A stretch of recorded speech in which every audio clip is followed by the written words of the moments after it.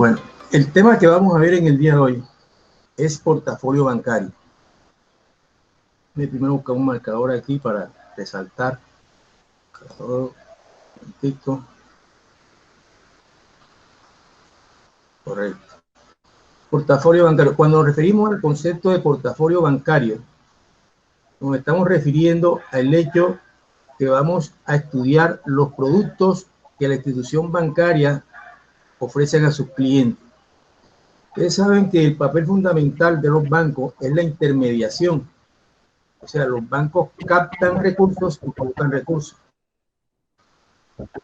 Por favor, quien tiene un teléfono, un micrófono abierto, por favor que lo cierre porque nos está produciendo interferencia. Bien, entonces, en esa intermediación en el cual los bancos colocan recursos y captan recursos, en esa intermediación es que los bancos hacen su negocio. Siempre le he dicho que la tasa de colocación es inferior a la tasa es superior a la tasa de colocación. Y también quiero, antes de abordar el tema en forma específica, comentarle de que en el pasado todos los bancos de pronto tenían unos productos específicos. Por ejemplo, la Caja Agraria, que ya desapareció, se dedicaba a la parte de lo que era el crédito del campo, de la agricultura. El Banco Ganadero se dedicaba a la parte de apoyar el sector ganadero. El Banco Central Hipotecario se dedicaba a la parte de prestar para vivienda o adquisición de terreno. Y así sucesivamente. En la medida que fue creciendo la economía y que han aparecido inversionistas extranjeros en el sector bancario, el Estado ha regulado realmente los servicios o los artículos que ofrece la institución bancaria a sus clientes. Y es por eso que hoy ellos se denominan multiactivos. ¿Qué quiere decir? ¿Qué significa esto? Que cualquier banco presta esos servicios. Hoy ustedes van a cualquier banco y le prestan para una vivienda, para un capital de trabajo, para un proyecto, para el sector agropecuario, para cualquier actividad los bancos realmente le prestan.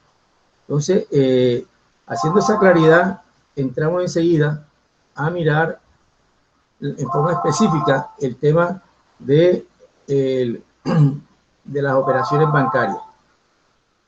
Las operaciones bancarias podemos clasificarlas en tres tipos de operaciones. Operaciones activas, pasivas y de servicio. Las operaciones activas, ¿cuáles son? Las operaciones activas son aquellas que específicamente se dedican a la colocación de recursos. O sea, cuando otorgan crédito. Siempre que ustedes vean que un banco coloca recursos, o sea, presta, otorga tarjetas de crédito o hace cualquier tipo de actividad donde le está entregando recursos a la clientela, esas son operaciones activas. Y también hay operaciones pasivas, que son operaciones que están circunscritas a las circunstancias cuando el banco capta dinero. Es lógico, en la medida que capta dinero, el banco del público, esa plata no es del banco, sino son de los clientes. Entonces se constituye en un pasivo del banco hacia los clientes. O sea, una deuda que tiene el banco con los clientes porque el banco le está dando la confianza de entregarle un dinero para que se lo administre. Y están las operaciones de servicios, que son unas operaciones accesorias y que se constituyen a la larga en operaciones complementarias de las operaciones activas y pasivas. Por ejemplo, una operación accesoria puede ser un servicio de un giro, el otorgamiento de una carta de crédito, el otorgamiento, por ejemplo, de un aval, ¿no?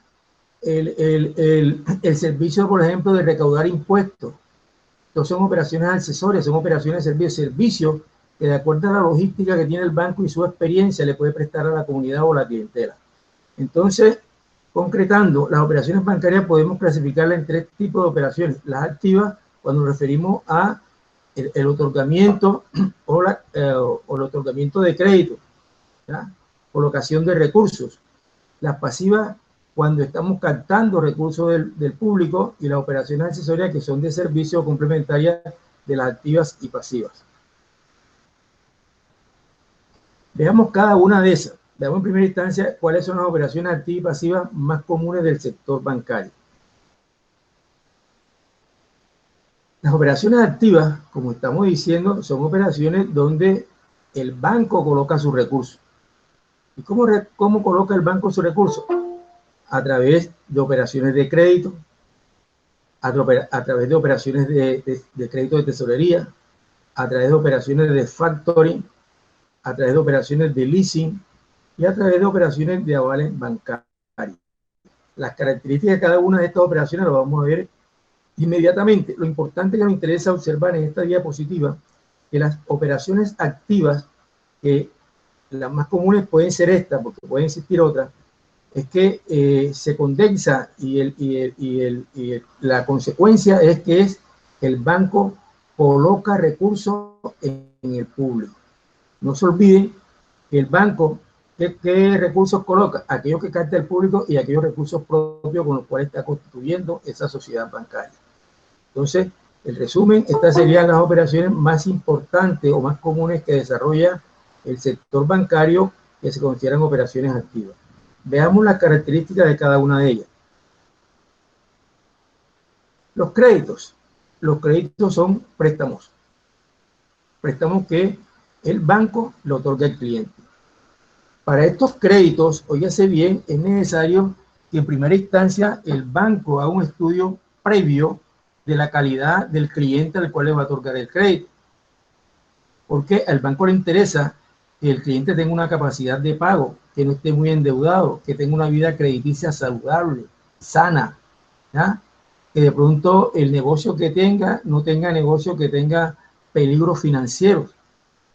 Entonces, fíjense lo que está sucediendo ahora con la situación que estamos viviendo, de la epidemia que estamos viviendo. Fíjense que las pequeñas empresas, los bancos no le quieren dar crédito porque no tienen una solvencia o una historia crediticia.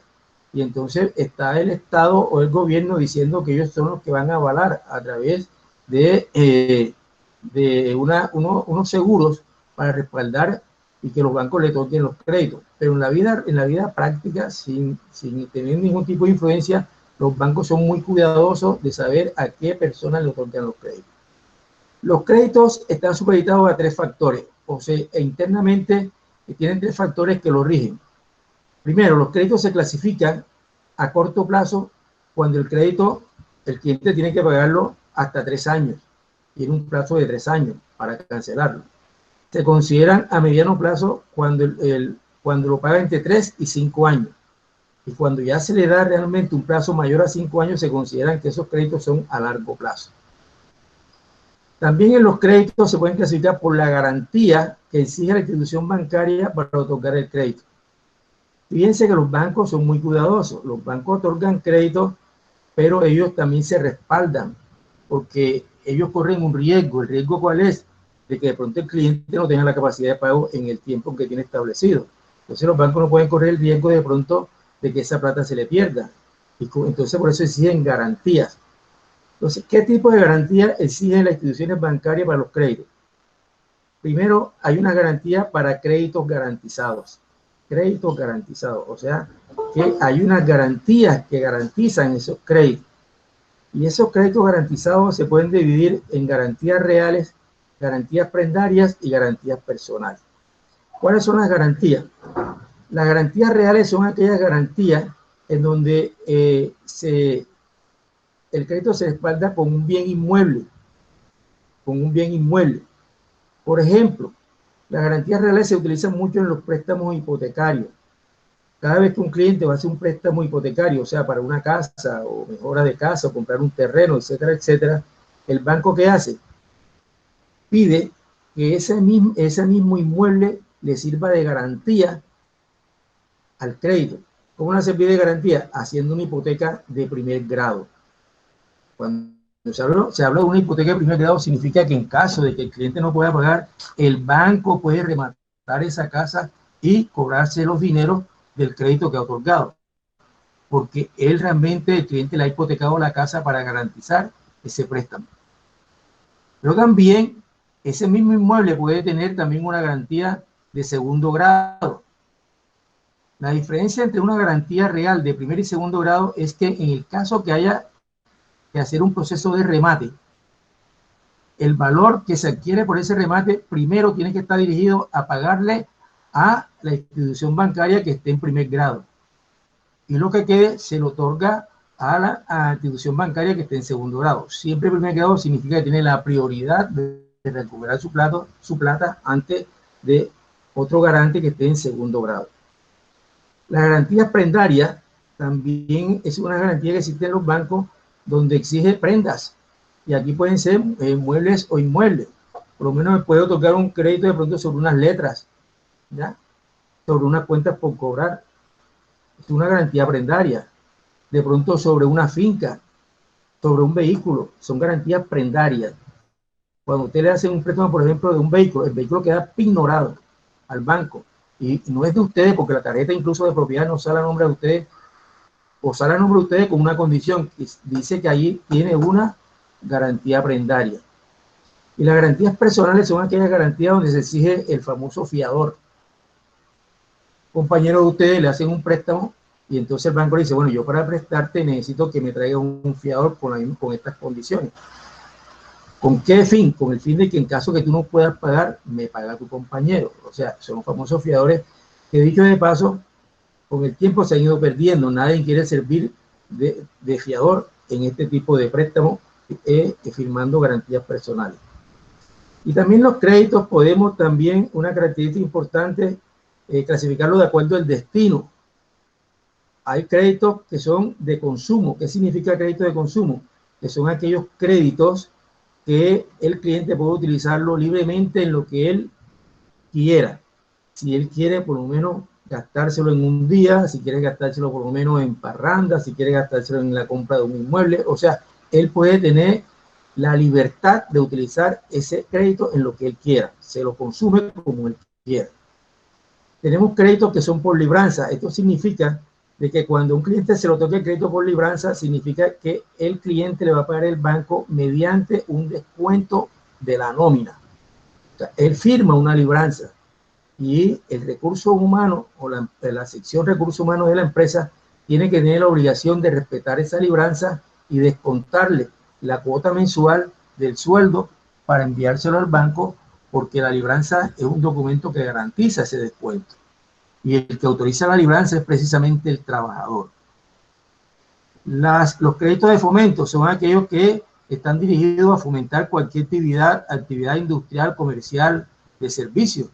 O sea, que fomenta, incrementa la empresa en cualquier tipo de necesidad. O de pronto también para capital de trabajo. Créditos estudiantiles. Ustedes saben que los créditos estudiantiles son aquellos que se otorgan precisamente para la capacitación intelectual. Muchos padres de familia no tienen realmente los ingresos para poder sustentar de pronto una carrera a un estudiante, y de pronto él como cliente del banco puede solicitar esta línea de crédito y se la pueden otorgar. Más aún, el mismo estudiante a través del ICT, siempre y cuando este banco tenga una línea ICT, también le pueden hacer crédito estudiantil. También los préstamos que son para el comercio, son préstamos que están dirigidos precisamente a apoyar la actividad comercial, la compra y venta de mercancías. A las pymes como pequeñas empresas, que es una de las estrategias que utilizan los gobiernos como una forma de incrementar la parte del empleo, etcétera, etcétera, también nos apoya. Y hay un crédito que posiblemente lo tenemos clasificado como sobregiro aquí, pero prácticamente es un crédito muy especial. ¿Cuándo un crédito se puede determinar que es sobregiro? Fíjense, los clientes pueden girar dinero o pagar dinero a través de un banco siempre y cuando tengan dinero disponible en sus cuentas, en una cuenta de ahorro o una cuenta corriente. Pero a veces los clientes se ganan tanto la confianza por un buen comportamiento en la institución bancaria que los bancos le otorgan esta línea de sobregiro, que significa que pueden girar sin tener fondos. O sea, ustedes tienen una cuenta, pero ya el banco le da un sobregiro y le dice, ustedes pueden utilizar un sobregiro de 10 millones de pesos. Significa que ustedes pueden girar 10 millones de pesos aunque no los tengan disponibles en el banco. Pero esos 10 millones de pesos tienen que pagarlo máximo en los próximos 30 días siguientes y con una tasa de interés más alta que la normal. Entonces, el sobregiro viene siendo eso. El sobregiro sale caro, ¿no? Sale caro pero a veces por la necesidad financiera que tiene la empresa la utiliza. Entonces podemos resumir que los créditos de una operación activa, pues insisto, tienen tres formas de analizarla, de acuerdo a la clasificación, con fundamento al plazo, la garantía que otorgan o que exigen los bancos para otorgar esos créditos y el destino que se le dé a esos créditos.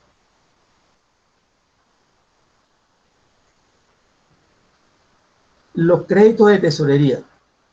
Los créditos de tesorería, regularmente el plazo va de 0 a 180 días. Y hay que aclarar lo siguiente. Estos créditos de tesorería, aunque taxativamente no estamos diciendo que solamente están dirigidos a un solo sector, los que comúnmente utilizan esto realmente es el sector público.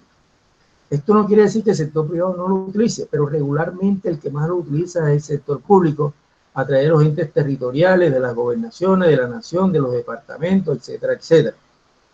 ¿Por qué lo utilizan? Porque ustedes saben que los ingresos del sector público están supeditados al pago de impuestos que hacen los contribuyentes. Y a veces el pago de los contribuyentes no se da con la misma fluidez que de pronto se puede dar en un sector privado.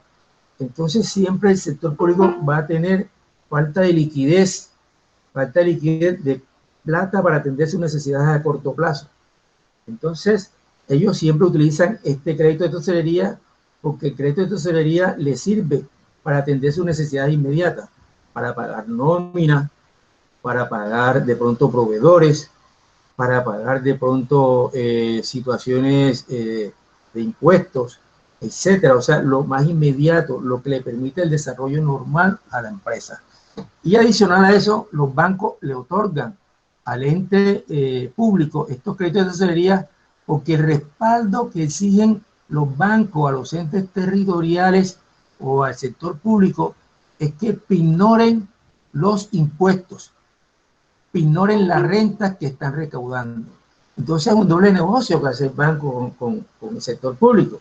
Te presto, me gano unos intereses, pero al mismo tiempo te recaudo la plata y me cobro en forma inmediata. Y te cobro también una comisión por recaudarte esos dineros. Entonces, fíjense, pues insisto, que los créditos de tesorería no son exclusivos del sector público, pero el que más lo utiliza es el sector público. Entonces, fíjense, aquí una definición clara. Es un grupo de crédito diseñado para cubrir las necesidades de financiación de su tesorería a corto plazo, como pago de nóminas, proveedores u otros.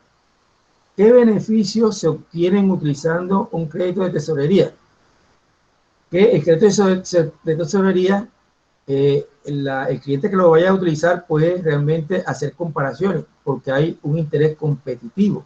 O sea, unos bancos dan un interés distinto al otro. No hay una normatividad que lo reglamente, sino hay un tope y una parte baja.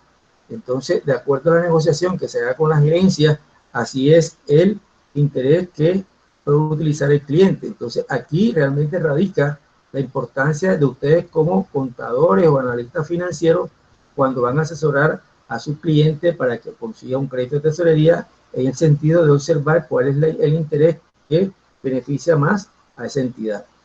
No genera impuesto de timbre, porque algunas operaciones que se hacen con el sector público generan que hay que pagar impuesto de timbre. En el caso del crédito de tesorería no genera impuesto de timbre. Y lógico es, si hay plata, se optimiza el flujo de caja. O sea, ya llegó platica, entonces nosotros podemos hacer una planeación de caja para atender las obligaciones a corto plazo. Si hay preguntas, me la pueden ir haciendo. Bien, otra operación es la operación de factoring. ¿Qué son las operaciones de factoring? Las operaciones de factoring este es un contrato que hace la entidad financiera o el banco con un cliente. Y lo hace con fundamento ¿a qué? Con fundamento a que el cliente no tiene la capacidad logística para hacer una gestión de cobro de sus cuentas.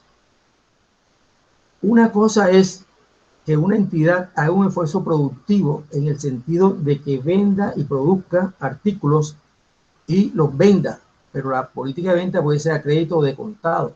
Si es de contado no hay problema porque hay fluidez de efectivo, pero en el caso que sea a crédito se van generando unas cuentas por cobrar. Y todas las empresas no tienen la capacidad ni la experiencia para hacer efectivas las cuentas por cobrar. Entonces, cuando sucede ese caso, que un cliente tiene una cantidad de dinero representado en cuentas por cobrar, él puede hacer una operación con una institución bancaria y decir, bueno, cómprame las cuentas por cobrar o cómprame mi cartera. ¿Ya? Esa operación se llama factoring, compra de cartera. Pero esa compra de cartera, el banco lo va a comprar siempre por un valor menor al valor en libro. ¿Ya? Y es lógico, porque el banco es el que va a administrar posteriormente y es el que va a hacer la gestión de cobro. Porque a partir de la fecha en que el banco entrega los recursos, el banco ya es el dueño de esas cuentas y empieza a hacer la gestión de cobro. Y los bancos sí tienen la experiencia para cobrar. También hay un aspecto muy importante que hay que señalar en estas operaciones de factoring, que en caso de que el banco reciba una cuenta por cobrar y algún cliente no tenga la capacidad de pagarla, es el cliente con el que se hizo originalmente la operación que tiene que responder por esa cuenta incobrable. Fíjense hasta dónde se respalda el banco. ¿Ya? Porque la empresa financiera se encarga de que esa cuenta realmente, fíjate, me diste una cuenta que realmente no he podido cobrar, tú me tienes que responder por esa cuenta y así queda pactado en este contrato. ¿Ya? Bien, entonces aquí podemos decir que el factoring no es un crédito, no es una operación de crédito, porque realmente aquí es un respaldo. ¿Ya? Un respaldo en el sentido de que yo estoy entregando mis cuentas por cobrar y con eso me dan una plata, estoy vendiendo mi cartera. ¿Qué ventaja tiene el factoring? La empresa puede prescindir de un departamento de cobranza.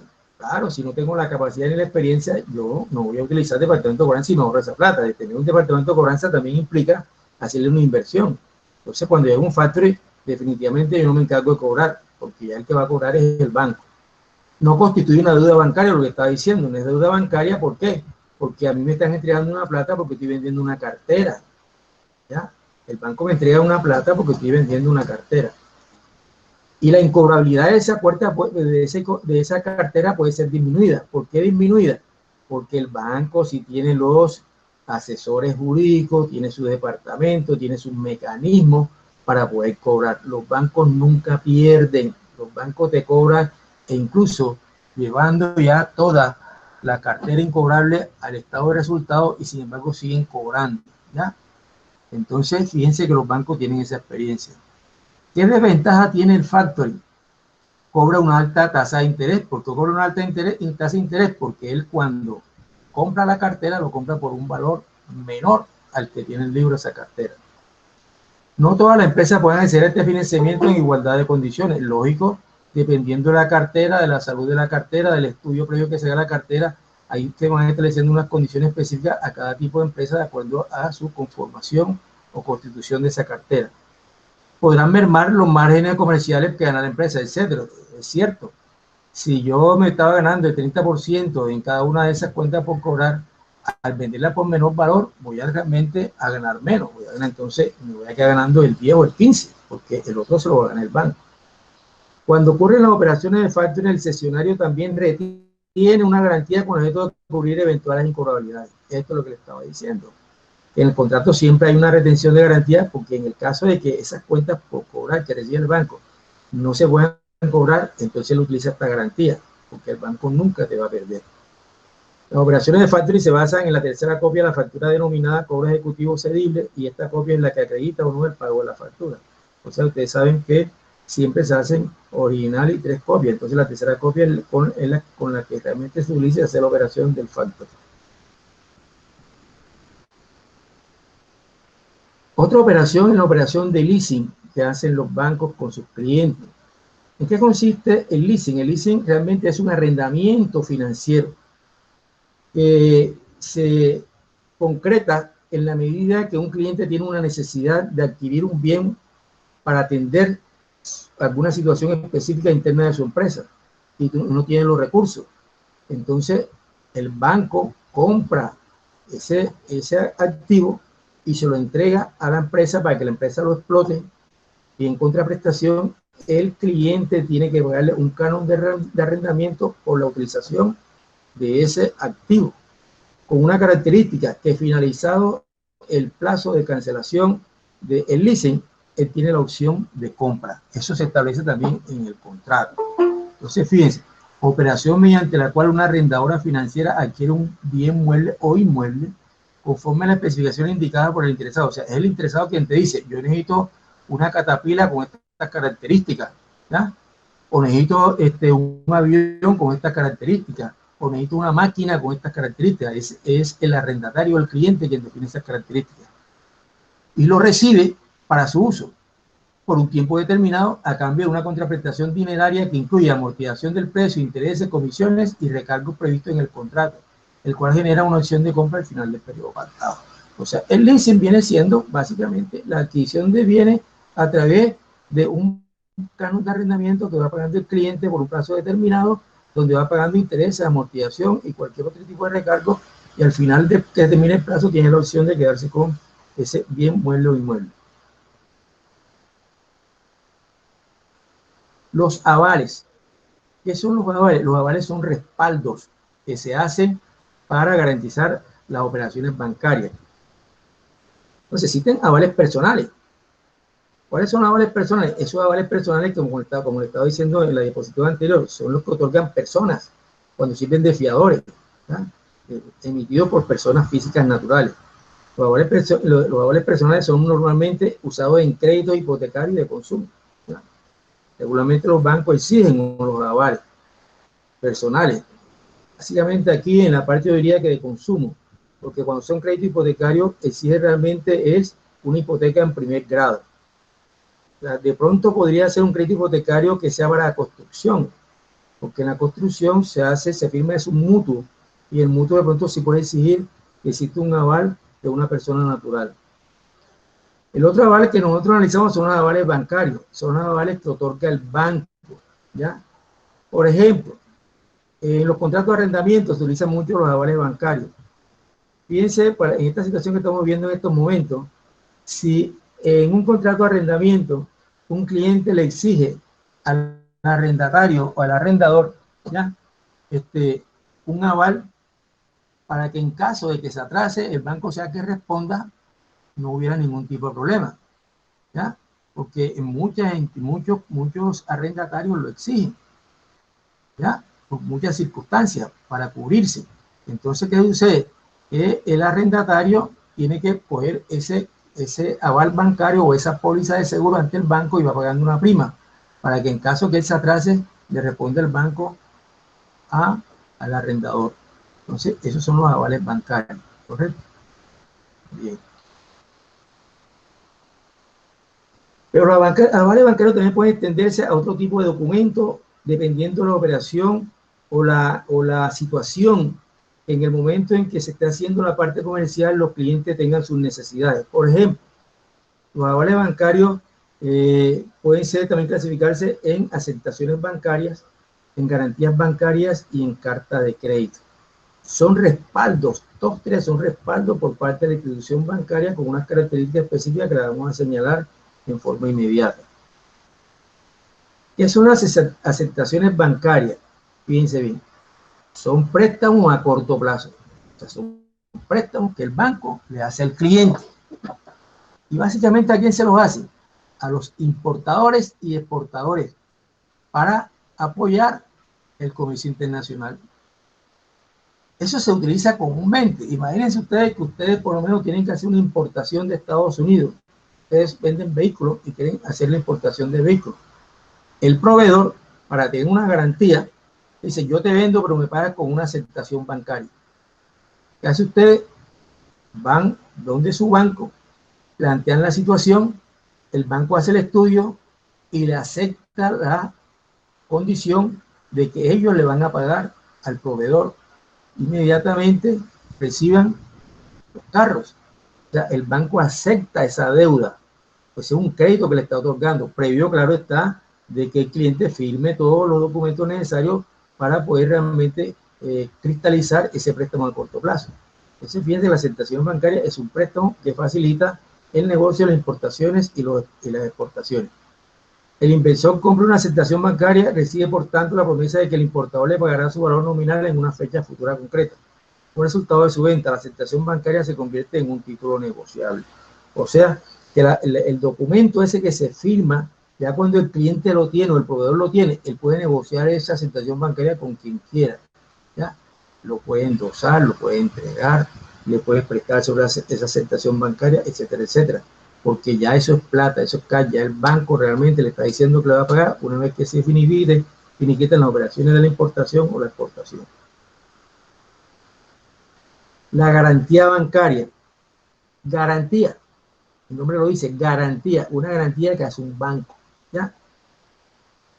Y esa garantía, ¿qué características tiene? Son aquellas a través de las cuales el banco que da la garantía debe realizar el pago de una suma asegurada en favor de un beneficiario.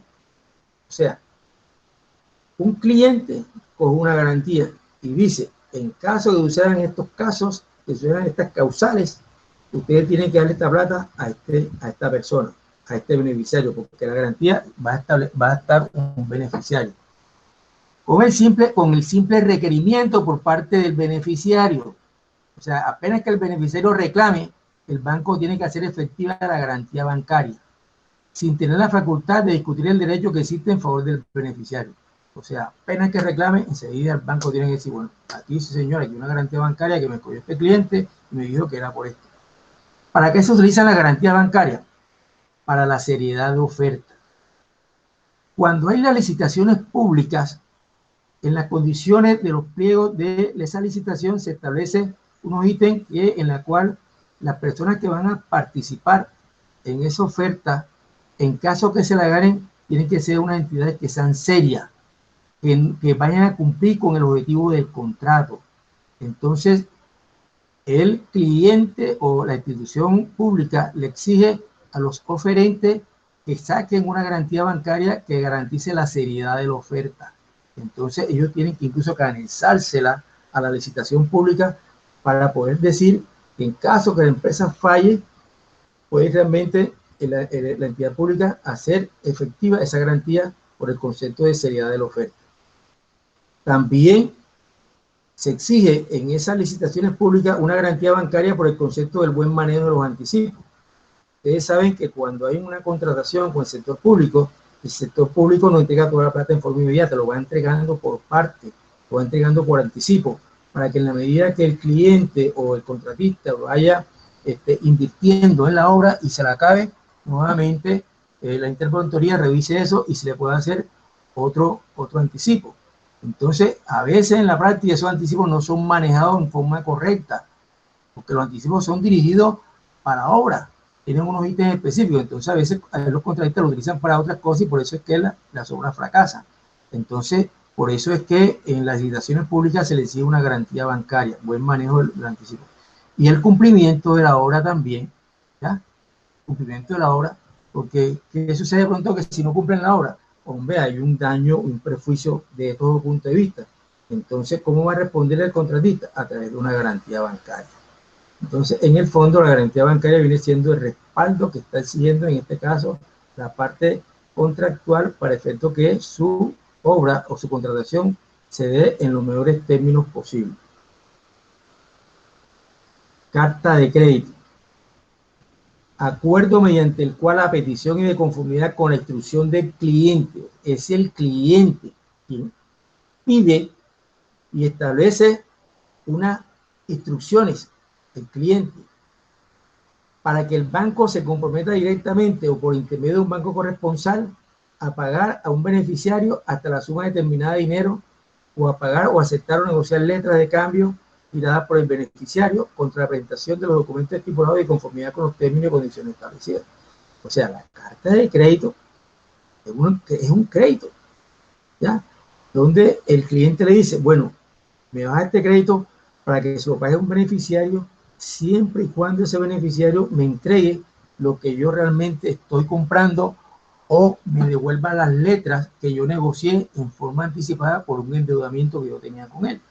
O sea, que la carta de crédito es un préstamo para satisfacer necesidades que tenga el cliente, pero el cliente es el que establece las condiciones con las cuales el banco va a entregar ese dinero al beneficiario que previamente ha establecido el cliente. Las operaciones pasivas. Aquellas que ellos ponen operaciones activas, estas son las operaciones pasivas. Las operaciones pasivas son precisamente operaciones en las cuales el banco le queda debiendo los dineros que está captando de parte del público. Las operaciones pasivas más comunes o las más comunes son las cuentas de ahorro, las cuentas corrientes, los depósitos a término y las tarjetas de crédito, que son algunas, porque pueden existir otras. Veamos las características específicas de cada una de estas operaciones pasivas. Las cuentas de ahorro. Las cuentas de ahorro no se manejan con chequera. Las cuentas de ahorro se manejan con libretas de ahorro. Y esas libretas de ahorro el banco las cobra. Es como un talonario donde el cliente va a ir llevando realmente su contabilidad de los saldos, de lo que el saldo que tiene, lo que consigna y lo que retira, para siempre estar observando cuánto es el saldo disponible que le queda, el saldo final que le queda. Los retiros regularmente se pueden hacer por cajeros electrónicos o también se pueden hacer en forma directa ante el cajero del banco. Muchas personas que de pronto no saben utilizar el cajero o de pronto necesitan por seguridad sacar una plata más representativa, van al banco y la retiran, y la pueden retirar en efectivo o a través de un cheque. En las cuentas de ahorro, mensualmente el cliente va a recibir un extracto para observar los movimientos que ha tenido durante ese periodo. Normalmente las cuentas de ahorro, los bancos le dan crédito, ¿ya? Crédito de canje. ¿Qué significa crédito de canje? Que a veces cuando hay una consignación por parte de un cliente en una cuenta de ahorro, pero esa consignación se hace con cheque, ese cheque tiene que irse a canje para efecto de poder observar si el cheque que ha recibido el cliente tiene fondo o no tiene fondo.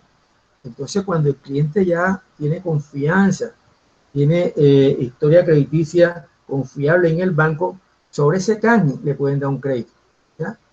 En la cuenta de ahorro. Y también en la remesa, que son cheques que son consignados, pero que son cheques de otras plazas. Cheques, por ejemplo, estamos en Cartagena, cheques que son de la ciudad de Barranquilla. También sobre esa remesa también le pueden hacer crédito, de acuerdo a las políticas que tenga internamente la empresa. No obstante lo anterior, el sistema como solo permite girar contra saldo disponible. Este es el sistema interno que maneja el banco, que solamente gira contra saldo disponible. Pero ya esto realmente es una actividad, una decisión gerencial, en caso que se lo otorgue, y de política que tiene el banco, que se lo otorgue, que realmente sobre el canje y la remesa, los clientes de cuenta de ahorro pueden girar, pueden sacar dinero. Las cuentas de ahorro devengan interés sobre un promedio mensual, ¿no? O sea que si usted tiene una cuenta de ahorro, esa cuenta de ahorro le va a generar un interés mínimo, pero le genera cuenta de ahorro, ¿ya? Cuenta de ahorro. Bien. Cuentas corrientes. Las cuentas corrientes, fíjense bien, se manejan con chequera. Ya vamos a ver pues, qué es una chequera. ¿Ya? La chequera viene siendo el talonario de una cantidad de cheques. Unos documentos que son unos documentos, títulos, valores, que le permiten al cliente o al dueño de la cuenta girar para que el cliente esté en la obligación de pagarle al beneficiario que haya colocado el cliente en ese cheque. O sea, entonces siempre van a funcionar con chequera. Pero también una cuenta corriente se puede retirar, parte de esa plata se puede retirar en los cajeros. También se puede retirar. Normalmente no devenga interés, aunque la ley no lo prohíbe. Es una cosa que yo diría que hasta un poco no es saludable, porque la mayoría de las platas se mueven realmente, las mayores cantidades de plata se mueven por cuentas corrientes. Entonces, ¿por qué realmente si el banco está utilizando esta plata que no es él, porque es una operación pasiva, y la está utilizando, invirtiéndola y haciendo créditos, ¿por qué no puede recibir un cliente de cuentas corrientes si quiere un interés, esa intermediación? Sin embargo, en la vida práctica no le pagan intereses, pero la ley no lo prohíbe. En cambio, las cuentas de ahorro, que si son mínimas, sí le pagan intereses. Normalmente cuenta con línea de crédito de canje, lo mismo que en la cuenta de ahorro, sobre el canje, el sobregiro y remesa, de acuerdo a la política de crédito que tenga la entidad. Y se emite un extracto mensualmente para que el cliente pueda hacer las conciliaciones bancarias y observar cómo ha manejado los flujos de caja durante ese periodo. El cheque, fíjense que hay un título de valor. Yo sé que la mayoría de ustedes tienen conocimiento, pero aquí hay una forma de cómo se gira el cheque, ¿ya? Los cheques, fíjense, sí, los cheques por lo menos tienen aquí una parte que se dice a beneficio de quién, ¿ya? El nombre al cual se le gira el cheque. Fíjate, aquí se le está girando a nombre de una empresa. Tiene aquí el valor en pesos y acá se coloque el valor en letras. ¿ya? O sea, que el valor se coloca en pesos y en letras. Y se coloca aquí la firma de la persona que está autorizada para girar ese cheque, ¿ya? El representante legal de esta empresa.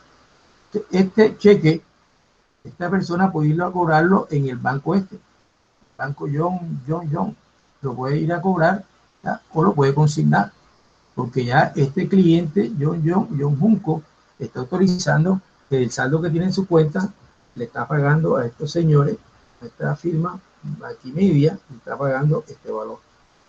El cheque, por lo tanto, es un título a través del cual se autoriza a una persona a extraer dinero de una cuenta, sin necesidad de que este individuo sea el titular de dicha cuenta. Por tal motivo, el cheque se utiliza como un medio de pago reemplazando el dinero en efectivo. O sea, es un medio de pago que reemplaza el efectivo. En vez de estar pagando en efectivo, te pago con un cheque y vas a cobrarle al banco y el banco te paga. ¿Qué tipos de cheques existen?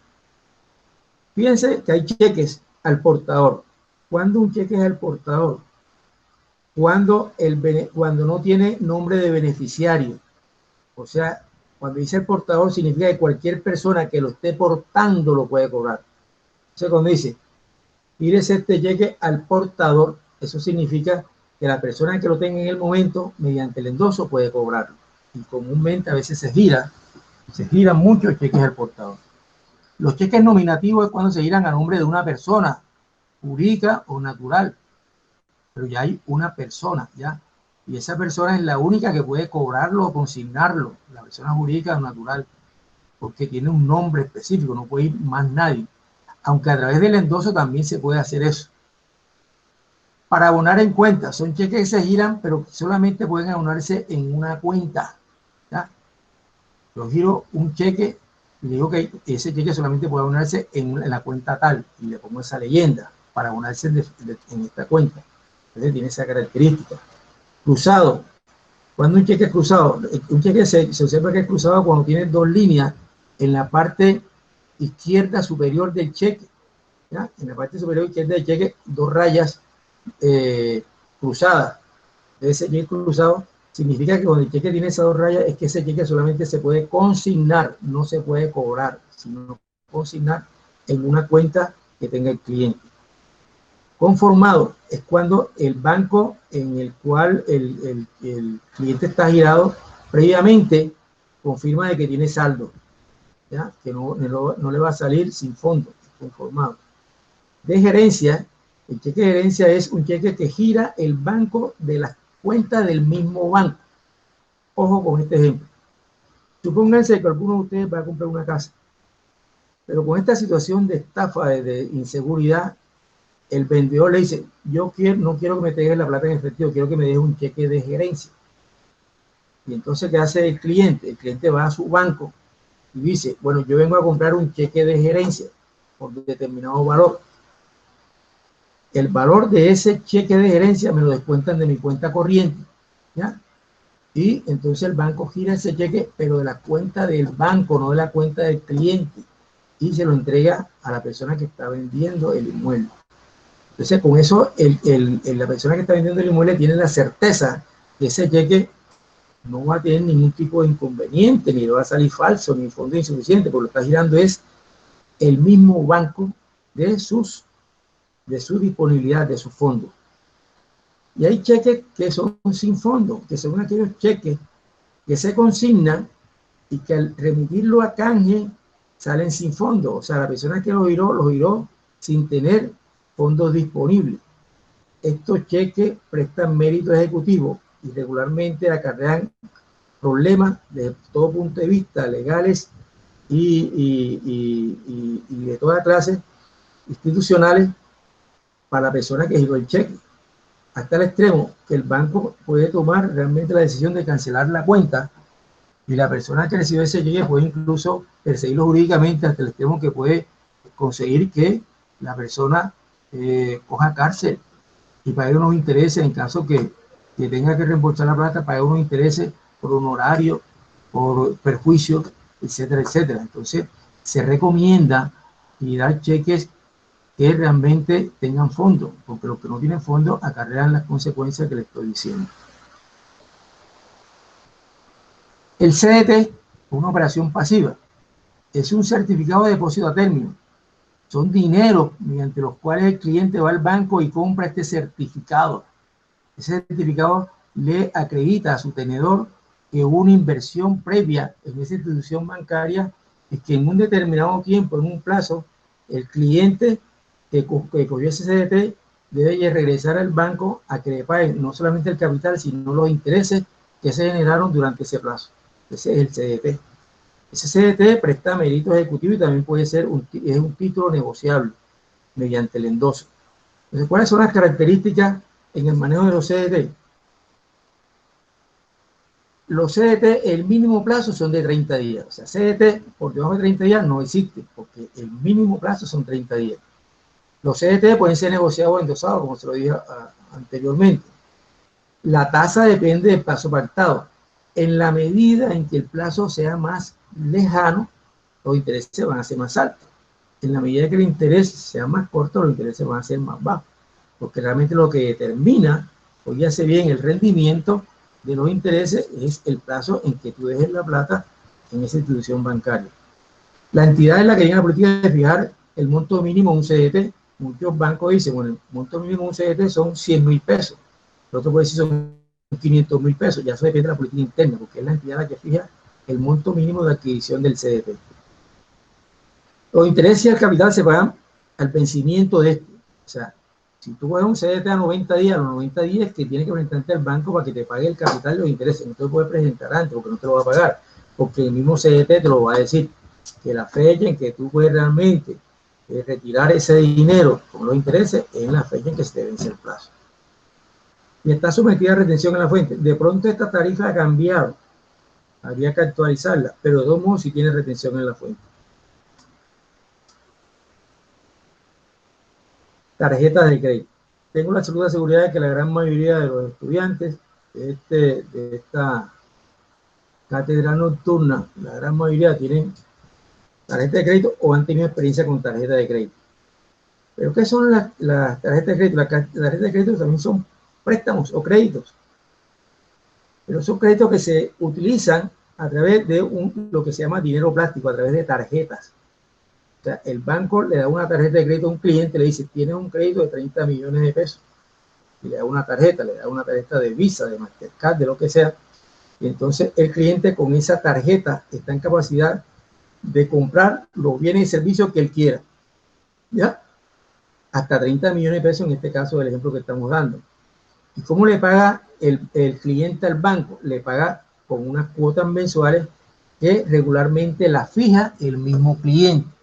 Cuando el cliente va comprando, él va diciendo, bueno, lo que estoy comprando yo quiero que me lo ponga un plazo de 30 meses, de 10 meses. Es el cliente que determina realmente el plazo en que va a pagar la utilización del cupo de la tarjeta de crédito. Por ende, en la medida en que el pago de la cuota sea amplio, va a pagar más intereses. En la medida que sea menor, va a pagar menos intereses. Aquí es importante reseñar el hecho de que es bueno que realmente ya se vaya entendiendo que las tarjetas de crédito regularmente, fíjese bien, tienen que tener un buen manejo, porque en la medida en que la persona tiene dinero para utilizar y no hace unas inversiones seguras, sino que de pronto se la gasta sin ningún tipo de retribución o de inversión, posiblemente se va a constituir en un vicio y va a ser un endeudamiento permanente. Y va a llegar el momento en que los ingresos no le van a tener la capacidad para atender las obligaciones que se surten a través de un crédito de tarjeta de crédito. Otra parte que vamos a ver cuando veamos el registro de las operaciones contables en cuanto a la tarjeta de crédito, que aquí intervienen tres actores. Interviene el banco, que es el que otorga la tarjeta de crédito, interviene las casas afiliadas o las entidades comerciales afiliadas en las cuales esa tarjeta de crédito es aceptada, e interviene el cliente.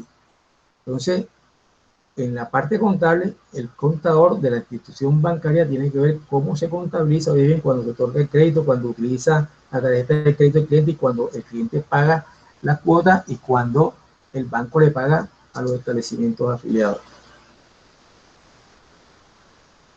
Operaciones de servicio. Le dije que las operaciones de servicio son operaciones complementarias de las operaciones activas y pasivas. Son operaciones que, de acuerdo a la experiencia y la logística que tiene el banco, le presta no solamente a sus clientes, sino a la comunidad en general. ¿Qué operaciones de servicio comúnmente se presentan en los bancos? Los bancos prestan servicios de recaudo de pago. Por ejemplo, usted tiene un colegio, entonces le dicen a los padres de familia que vayan a pagar en determinado banco. El banco le hace ese servicio de recaudo de pago a esa institución educativa y por ese servicio le cobra una comisión, ¿ya? Entonces le hace el servicio de recaudo, ¿ya? También el banco presta los servicios de fondo fiduciario. ¿Se acuerdan cuando vimos lo que era una fiducia? Es un contrato contrato fiduciario donde está el fideicomitente, el fiduciario y el beneficiario. Entonces, estos fondos fiduciarios regularmente lo utilizan las entidades de servicios públicos para tener realmente un manejo sano de los fondos que se están dando de confianza para que esta entidad bancaria los maneje. Y en el fondo fiduciario también hay un contrato donde establece de dónde vienen los fondos, qué se van a hacer esos fondos, a quién se lo va a pagar, cuál es el mecanismo, el procedimiento, y entonces el banco administra ese fondo, ¿ya? Administra ese fondo y también se va a ganar una comisión. ¿Correcto? Por ejemplo, vamos a suponer de que ahora que están por lo menos mandando estos ingresos que se le está dando a las personas de tercera edad, de pronto se pueden traer un fondo fiduciario, donde se hace un contrato precisamente con el gobierno nacional y una institución bancaria que le maneja esa plata y en el contrato se establecen los condicionamientos de cómo va a pagar eso. Pues es un fondo fiduciario. También los bancos recaudan impuestos, básicamente del sector público, ¿ya? Recauda predial, recauda impuestos de comercio, de industria y comercio, recauda IVA, recauda todo. También los bancos lo recaudan y por esa actividad también ellos le cobran unas comisiones porque el banco tiene la logística de eso para cobrar y es diáfano y es cristalino. También el banco presta el servicio de comprar y vender acciones, ¿ya? Bueno, la vivienda puede tener una sección que se dedica a comprar y vender acciones, ¿ya? Y entonces también se presta ese servicio. Custodia valores. Cualquier banco puede prestar ese servicio. Custodia de valores que pueden ser activos inmuebles o inmuebles. Se los puede custodiar y por esa custodia de esos valores también recibe la comisión. Compra y venta de divisas, o sea, moneda extranjera, también presta el servicio de comprar y vender. En el pasado, esta actividad la hacía de pronto una manera del Banco de la República y las empresas de cambio, ¿ya? Pero ya los bancos también hacen este servicio. También los bancos, que solamente en el pasado, oigan bien, los giros de transferencia lo podían hacer la clientela de ellos. Hoy en día lo puede hacer cualquier cliente, porque ya tienen competencia, ya está Efecti, ¿ya? Está toda esa serie de entidades que realmente prestan estos servicios. Entonces, también ellos pueden prestar un servicio de giro y transferencia. Y también hay otros servicios que son arrendamiento de caja de seguridad, donde el banco tiene una bóveda, en la cual en esa bóveda hay unas distintas cajillas, donde el cliente cuando lo utiliza se le da una llave para que él abra y deposite lo que él quiera y tenga esa llave. Seguramente esa llave, una llave la tiene el cliente, otra la llave la tiene el funcionario del banco, para que se abra, oígase bien, y él pueda mantener en custodia todo lo que él quiera ahí dentro de esa bóveda del banco. Y por eso también paga un servicio, paga una comisión. La intermediación financiera de los bancos es lo que les decía, es la tasa que se da en el banco entre lo que es capta y lo que coloca, entendiéndose que el interés que coloca es mayor al interés que capta, porque estamos viendo que solamente le paga interés de las operaciones activas en lo que son las cuentas de ahorro, ¿ya? Esa es la intermediación financiera. ¿Qué tasa de interés utiliza el banco en las operaciones que hace? Fíjense bien, cuando se habla de tasa de interés activa son el interés que se utiliza en las operaciones activas, ¿ya? En las operaciones activas, o sea, en las operaciones de colocación de recursos. La tasa de interés pasiva son las que el banco paga por las operaciones pasivas, cuando el banco capta recursos. La tasa de descuento viene siendo la tasa de intermediación que hace el banco entre la activa y la pasiva. La tasa de interés real es la tasa, ustedes saben que existe tasa de interés real, nominal y efectiva. La nominal es la que dice realmente el título o el documento que estés firmando, pero cuando se cuantifica en tiempo real cuál es realmente el interés que está pagando, aparece lo que es la tasa efectiva. Entonces, la tasa real viene siendo la tasa que realmente se está pagando, ya sea por una operación activa o pasiva. Tasas liberadas. Estas tasas liberadas de pronto se utilizan en otros países, porque las tasas liberadas es cuando se deja en libertad a las instituciones financieras de ellas mismas diseñar y establecer tanto la tasa activa como la pasiva. Pero en nuestro medio, las tasas son reguladas. La regula es el Banco de la República. Entonces, las tasas reguladas son las que establece, las que regula el gobierno o el ente de control. Bueno, muchachos, hasta aquí es la presentación. Entonces, vamos a escuchar las preguntas. Dame un momentico aquí.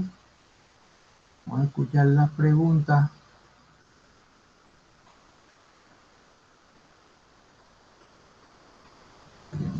Hola, buenas noches, profe, ¿cómo se encuentra? Bien, ¿y tú? Sonia, ¿eres Sonia? No, Katy Salgado. Ah, ya, mírate aquí. Ah, bueno, Katy, dime, Katy. Profe, yo tengo dos preguntas. Dime. La primera es que me explique exactamente lo que es el endoso, porque tiendo a confundirme un poco cuando entrego, por ejemplo, un cheque a cierta persona y este atrás coloca el nombre de otra para que esa persona sea la que lo cobre. Uh-huh. Entonces, no sé si usted puede explicarme bien el fin del endoso, no sé para qué se utiliza, el objetivo al respecto. Y la otra pregunta es, en caso de que se tome un leasing y la persona no quiera al final de este comprar la maquinaria o lo que sea que haya arrendado, ¿qué pasa con esa maquinaria? ¿Qué hace el banco al respecto? Son No, esas mis dos preguntas. bueno, te respondo cada una. La primera, el endoso es una autorización que hace la persona tenedora del cheque para cubrir una deuda o para autorizar a otra persona que haga el cobro de la institución bancaria. Y la forma de hacer esa autorización es firmarlo por detrás. Si no lo firma por detrás, no lo puede cobrar la persona portadora de ese cheque ante la entidad bancaria. Tiene que suscribirse con una firma y con su cédula, incluso colocando hasta a veces hasta el número del teléfono. ¿Ah? Porque ustedes saben de pronto con esta inseguridad, pronto una persona se encuentra y cheque, y entonces los bancos a veces se cubren mucho en eso, aunque el banco no tiene ningún tipo de problema, porque mientras llegue endosado con la condición no hay problema, pero de pronto para evitar esos problemas exige una cantidad de requisitos.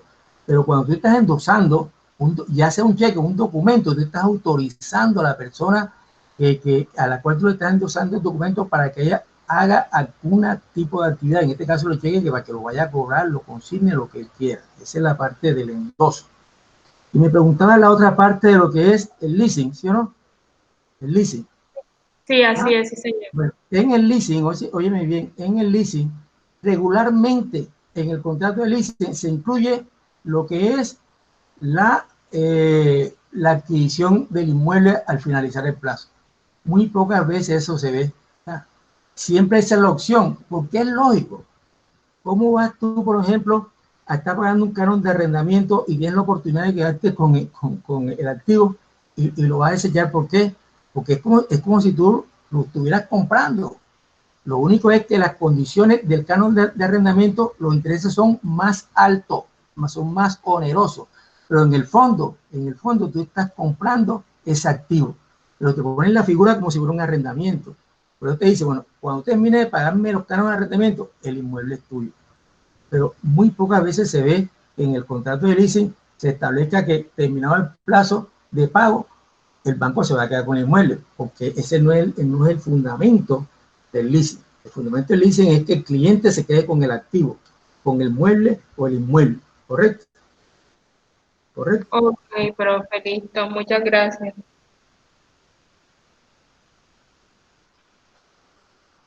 Por favor, ¿qué otra pregunta hay? 22. Bueno, muchachos, miren lo siguiente.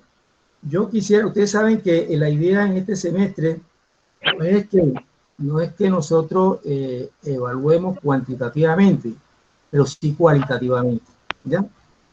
Cualitativamente significa que hay que hacer una serie de trabajos, de investigaciones para efectos, formándose una idea de quién está haciendo, quién, por lo menos esta asistencia me gustó, hay 22 personas, sabemos que estamos cogiendo el ritmo. Y segundo, de que vayamos, no solamente les sirva a ustedes de base estos conocimientos que son a distancia, sino que usted les sirva de fundamento para hacer cualquier tipo de investigación sobre el tema que estamos viendo. ¿Qué quiero yo? Que, por ejemplo, con esta parte de lo que es el tema portafolio bancario, me hagan dos cositas, por grupos, y me lo envían el jueves que viene, máximo el jueves que viene. ¿Qué consiste? Yo les mandé a ustedes las diapositivas de este PowerPoint, se las mandé, yo creo que todas las tienen. Que ustedes me investiguen qué bancos, qué productos distintos a los que están ahí, que están ofreciendo algunos bancos. O sea, distintos a los que están en el portafolio o en la diapositiva que lo estoy mandando. ¿Ya? Yo quiero que me hagan esa investigación, ¿correcto? Con las características, así como se las estoy colocando yo, en caso que haya un producto de que sea de una operación activa, que sea distinto a lo que estén ahí, ustedes me lo investigan, por eso lo hemos encontrado eso lo pueden hacer por internet sin ningún tipo de contratiempo, metiéndose en todas las páginas, los bancos que ustedes quieran, ¿ya? Para ir formándose una idea. Porque me interesa que ustedes tengan bien claro esta conceptualización, porque en el día de mañana nosotros vamos a ver lo que es el tema de portafolio, el registro de las operaciones bancarias, ¿ya? Entonces, si no hay una conceptualización bien clara de cuáles son los productos que se manejan a través de operaciones activas y pasivas y de servicios, de pronto nos vamos a tener un poquito de dificultad en el entendimiento del registro de esas operaciones. ¿Está claro? ¿Qué preguntas hay? Por favor, ¿qué preguntas hay? Pero una pregunta, ¿de cuántos integrantes debe ser ¿Te acuerdas que nosotros hicimos, los en la grupos? primera clase hicimos unos grupos, pero que fueron de 5, ¿no? 4, ya, no me acuerdo. Con esos mismos grupos que van a trabajar, ya. Con esos Bueno, que van a trabajar, gracias. con esos mismos grupos. Pero no me manden trabajos individuales, porque la idea es que ustedes, más en esta situación, intercambien opiniones, se vayan cruzando, ya. ¿Correcto? Entonces, otra cosita, hay muchachos de pronto que no se han podido vincular a esta videoconferencia porque tienen problemas con la parte del correo. Entonces, la colaboración que les voy a pedir a ustedes, que si ustedes lo tienen, por favor, denle en el link a la persona que no lo tiene. Aunque yo voy a tratar mañana de tratar de corregir, porque yo cogí esos correos, fue precisamente lo que ustedes dieron en su correo institucional, ¿ya? Pero de pronto no están actualizados, entonces por eso que es el inconveniente. Pero yo voy a tratar de mañana de manejar eso, porque realmente con esta situación el compromiso es muy fuerte y está uno ocupado. Pero en caso que no suceda, como pasa el caso de mañana, aquellos que tengan el link, yo mañana se los voy a mandar temprano, o si yo creo que ya se los mandé, por favor, entréguenselo a los otros compañeros. ¿Acá? A ver, dime. ¿Me repite la pregunta, por favor? ¿Qué pregunta? La consulta, por favor. La de los bancos. La consulta oral o la investigación que van Sí, la investigación, sí, por favor. a hacer. Bueno. Yo quiero que ustedes cojan el PowerPoint que estuve mostrando ahora y que se lo envié a su correo. Y ahí ustedes tienen unas operaciones activas, pasivas y de servicio, que son las que comúnmente desarrollan la empresa, son las que más se dan, ¿correcto? Que ustedes investiguen con otros bancos qué operaciones distintas a las que tiene esa presentación están dando los bancos en este instante. Y me le pongan las características y todas las situaciones para las cuales se pueden hacer esas operaciones activas, pasivas y de servicio. ¿Está claro? Ok, listo. Eso es lo que quiero. Eso es fácil porque ustedes pueden meterse en la institución bancaria y dice, por ejemplo, se meten en la vivienda o de la vivienda. ¿Cuál es el portafolio de la vivienda? Investigan, no lo comparan con lo que yo les estoy dando. Por eso, miren, la vivienda está dando una cosa distinta a esta. Me la van colocando. Eso es lo que yo quiero que me hagan la investigación esa. ¿Está claro? Ok. Bueno. Solamente Entonces, Profe, esa investigación es para mañana. no, me la entregan el O sea, se lo jueves debe que enviar al viene. correo mañana. El jueves que viene me la entregan. El jueves que viene me la envían al correo, ¿ya? Por grupos. El jueves que viene.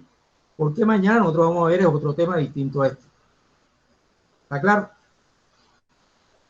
Bueno, entonces muchachos, Profe, dime, yo dime, tengo una pregunta. dime,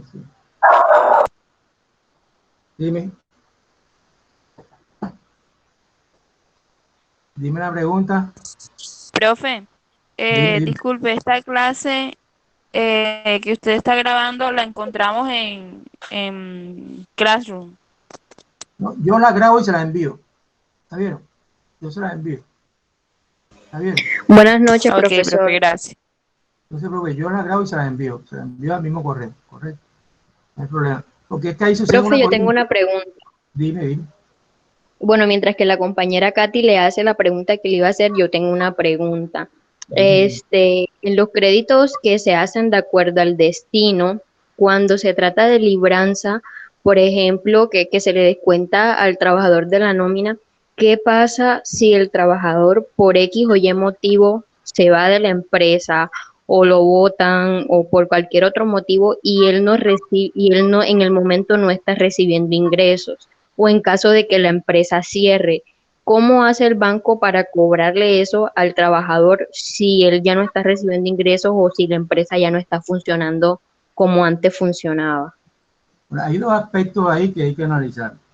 Pero regularmente los bancos se cubren mucho en salud. Los bancos nunca pierden plata. Entonces, el banco de pronto en la libranza va a decir ahí, de pronto lo va a quedar una en letra menuda, que en caso de que haya un despido, el cliente, que el empleado se retire y por ende no hay que seguirle descontando, de pronto de sus prestaciones sociales termina de pagar esa libranza o ese crédito. Esa puede ser una. La otra, en caso de pronto que no le alcance las prestaciones sociales, fíjate que el banco, cuando son préstamos de esa índole, exige una garantía personal, hay un fiador, ya, hay un fiador, porque a pesar de que tú estás diciendo que te autoricen la libranza, te va a exigir un fiador. Entonces el fiador es que va a responder, ya. Entonces esas son las Ok, garantías que el banco exige. Bueno, ok, profe, gracias. ¿qué otra pregunta hay? Profe, qué pena. Ahora sí, yo tenía una pregunta. Usted había colocado anteriormente un protocolo sobre el sistema financiero colombiano, sobre la Sí, claro, estructura. así ¿Qué es. va a pasar con ese protocolo? Pues en mi caso yo todavía no lo he podido montar a Claro. Bueno, una gran mayoría de muchachos ya me lo han enviado, pero aquellos que no hayan enviado todavía tienen tiempo. Vale, me lo mandan el jueves que viene, háganlo y lo mandan el jueves que viene también, me lo anexan. Ok, perfecto, listo. ¿Eso lo montamos directamente en la plataforma de Classroom o se lo enviamos directamente a su correo A electrónico? mi correo, a mi correo, a mi correo. Lo mandan Ok, perfecto, todos los gracias. trabajos que profe, buenas quieran. noches. Buenas noches, Dios. Eh, una preguntita con respecto al protocolo. En materia, pues, ¿qué es lo que tiene que llevar el protocolo? Pues estoy un poco confuso con eso, gracias. Yo te establecí una estructura del protocolo donde te decía realmente los puntos que tú tenías que desarrollar en el protocolo. Entre una matriz, ya. Ahí, entonces, Pues que nosotros, pues yo vi el comentario, pero en realidad no vi ningún documento o algo que dijera que tenía que llevar, por eso no. yo lo mandé, consulta con cualquier compañero que ya lo ha hecho y ahí está la maqueta de los temas que tú tienes que tocar en ese protocolo. Yo lo envié. Ah, ok, listo, gracias. Bueno, pues entonces, muchachos, Profesor, buenas noches. dime. Volviendo al tema de la libranza, tengo una pregunta. Los créditos que se salen por libranza, los intereses son mayores o menores que cuando se saca un crédito, normal con el banco o cuando se saca una tarjeta de crédito. Regularmente el interés es menor, porque son unos créditos realmente que te ayudan al bienestar personal del trabajador. O sea, el interés no, es un interés común y corriente, pero no es menor a los otros intereses de los otros tipos de créditos que otorgan.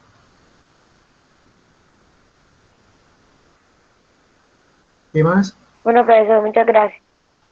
Bueno, entonces, que Dios los bendiga y que nos encontramos mañana entonces. Gracias a todos.